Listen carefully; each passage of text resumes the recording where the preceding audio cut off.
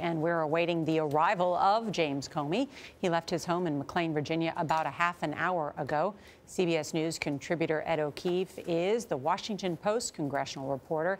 His front page story this morning explores how the Comey testimony could turn congressional probes on Russia toward the question of obstruction of justice and possibly impeachment. He joins us now from Capitol Hill. Ed, good morning. I saw your piece right there on the front page of the Washington Post. It's got that headline, you know, did the president obstruct justice, right there. That's the question. So what would constitute obstruction of justice? Well, it would essentially be examples like what Comey is suggesting here, and perhaps a more methodical attempt by either the president or those close to him to try to impede the ongoing FBI investigation. The initial read of this from legal observers and from senators who've been monitoring this closely suggests that he didn't necessarily obstruct justice, or there's no evidence of that just yet. But everyone seems to agree he was certainly untoward or improper in making these kinds of requests to the director. But Ed, what do you make of Chris Christie's theory that, listen, he's a political novice, that he said some things that were... He described it as a New York kind of conversation, that he didn't really understand the significance of some of the conversations he was having. Do you buy that?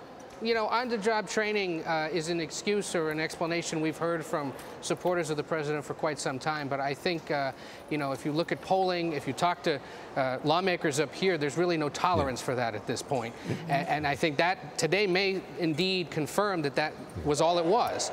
But that is going to be seen again as improper by members of Congress. And in fact, as you know, Ed, I mean, there's an expression that lawyers use called ignorance of the law is no excuse. Right. Exactly.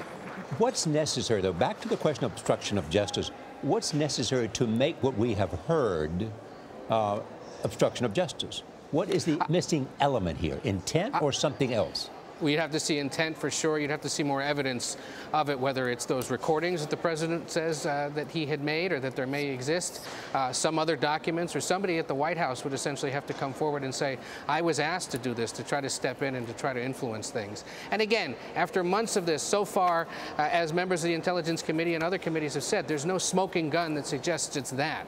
But, you know, there may be other potentially serious charges like abuse of power that come up. And I think it's important to remember today is not about ending this. It may not be the significant turning point. It is one key player in this whole affair sharing his thoughts. Remember, he sought out this opportunity. He wants to do this publicly and explain himself. And senators have an opportunity over a few hours, really, to lay it all out and get him to answer these questions. And his answers may lead to something else, some other person. Absolutely. Yeah. Absolutely. I know you've done an analysis of many of the senators who are on this committee, because there can be a breakout moment for a senator. And I'm thinking about, like, you know, back in history and, you know, Joseph McCarthy hearings when Senator Welch said, you know, have you no sense of decency? Those kind of questions can produce these historic moments. Absolutely, and I think that is what adds to the intrigue of this. You know, the line is literally out the door, and I'm 2 buildings over right now, and we'll race back to my seat in the room. Yeah. But the line is out the door. There is an eagerness to see this. I would keep an eye, guys, on a few people. James Risch, who you had here earlier, will probably be one of the staunchest defenders of the president, or at least be a little more critical of Comey and his behavior in this whole situation.